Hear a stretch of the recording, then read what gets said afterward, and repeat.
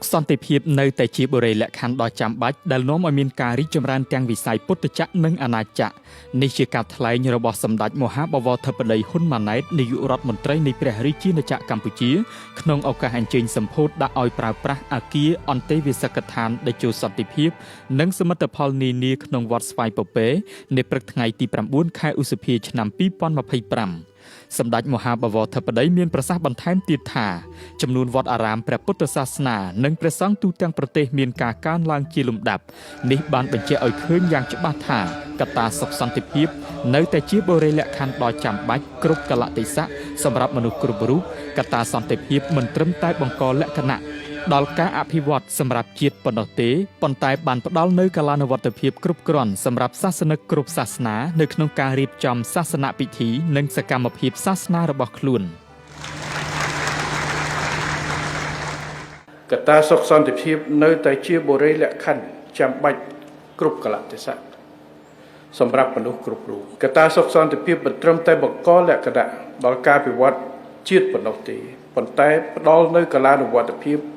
និងលទ្ធភាពគ្រប់គ្រាន់សម្រាប់សាសនិកគ្រប់សាសនានៅក្នុងការរៀបចំសាសនពិធីនិងសកម្មភាពសាសនារបស់ខ្លួន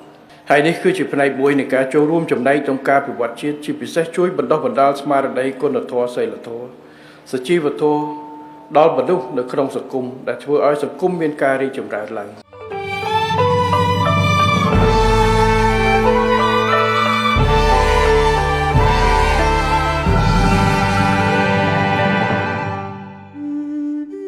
សូមជម្រាបថាសមិទ្ធផលដែលសម្ពោធដាក់ឲ្យប្រើប្រាស់នៅពេលនេះជាអំណោយដ៏ថ្លៃថ្លារបស់សម្ដេចអគ្គមហាសេនាបតីតេជោហ៊ុនសែននិងសម្ដេចគតិព្រឹទ្ធបណ្ឌិតប៊ុនរ៉ានីហ៊ុនសែនព្រមទាំងសម្ដេចមហាបវរធិបតីហ៊ុនម៉ាណែតនិងលោកជំទាវបណ្ឌិតពេជ្រច័ន្ទមុនីហ៊ុនម៉ាណែតរួមមាន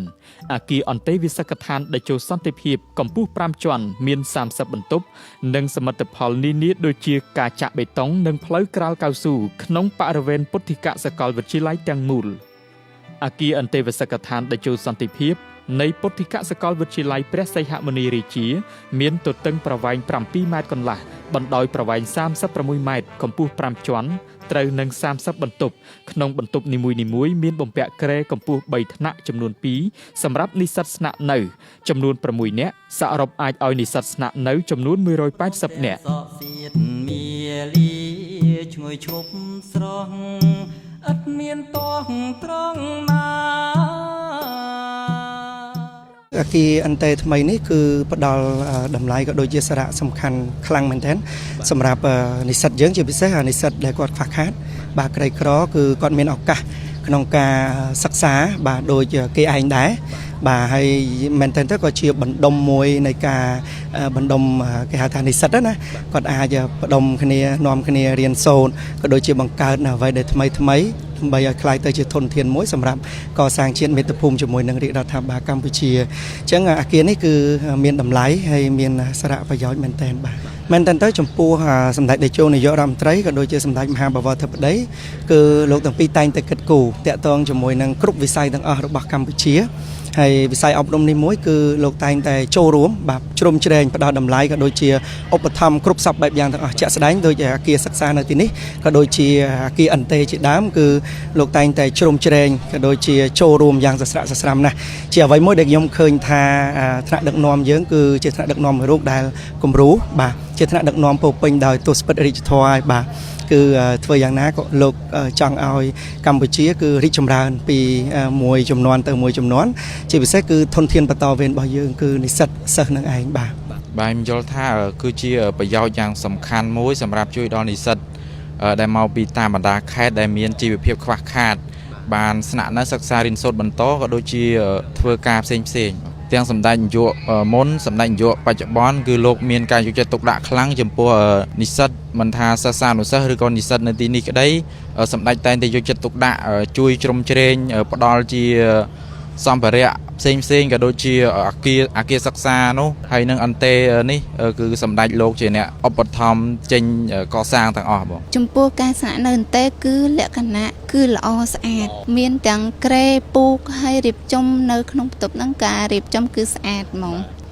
ចំពោះការស្នាក់នៅគឺគាត់ខ្នះខ្នែងណាស់ពិសេសគឺអ្នកដែលជនក្រីក្រគាត់បានជួយផ្ដល់កន្លែងស្នាក់នៅឲ្យយើងគ្រប់គ្រាន់ចាពេលខ្លះទៅគាត់អាចផ្ដល់ជាអំណោយអីចឹងទៅចាជាចុងក្រោយខ្ញុំថ្លែងអំណរគុណដល់ថ្នាក់ដឹកនាំលោកគ្រូអ្នកគ្រូដែលគាត់បរៀននៅនេះដល់សិក្សានុសិស្សទាំងអស់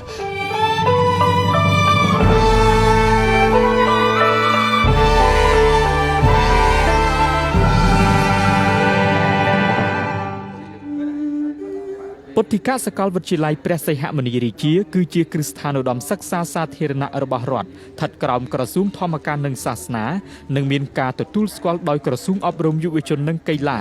ដែលមានសម្ដេចព្រះអភិសិរិយសកុន្ធាមហាសង្ឃរាជាធិបតីគតិឧទេសបណ្ឌិតប៊ូគ្រីសម្ដេចព្រះមហាសង្ឃរាជនៃគណៈធម្មយុត្តិកនិកាយនៃព្រះរាជាណាចក្រកម្ពុជាជាព្រះរាជស្ថាបនិកនិងជាព្រះសកលវិទ្យាធិការនិងបានទទួលការប្រោសព្រះរាជទាននាមថា ពុទ្ធិកសាកលវិទ្យាល័យព្រះសីហមុនីរាជាពីព្រះករុណាព្រះបាទសម្ដេចព្រះបរមនាថនរោត្តមសីហមុនីព្រះមហាក្សត្រនៃព្រះរាជាណាចក្រកម្ពុជាជាទីគោរពសក្ការៈដ៏ខ្ពង់ខ្ពស់បំផុតឧត្តមភាពនៃពុទ្ធិកសាកលវិទ្យាល័យព្រះសីហមុនីរាជាគឺជំរុញបណ្ដុះបណ្ដាលផ្ដល់ការអប់រំដោយយកចិត្តទុកដាក់យ៉ាងសកម្មទាំងបព្វជិតនិងក្រហមដោយមិនប្រកាន់និន្នាការនយោបាយការរើសអើងនិងជំនឿសាសនាដោយឈលលើបាវចនា មេត្តាសតិបញ្ញាតាមរយៈការផ្ដល់អាហារូបករណ៍ 100% សម្រាប់ថ្នាក់បរិញ្ញាបត្រ 50% សម្រាប់ថ្នាក់បរិញ្ញាបត្រជាន់ខ្ពស់និងថ្នាក់បណ្ឌិតដើម្បីចូលរួមចំណែកជាមួយរាជរដ្ឋាភិបាលកម្ពុជាក្នុងបេសកកម្មអប់រំមនុស្សធម៌និងការផ្សព្វផ្សាយដើម្បីជាតិសាសនាព្រះមហាក្សត្រក្នុងគោលបំណងចូលរួមជំរុញលើកកម្ពស់ធនធានមនុស្សក្នុងសង្គមជាតិ ខ្មែរចេញរក្សាទុក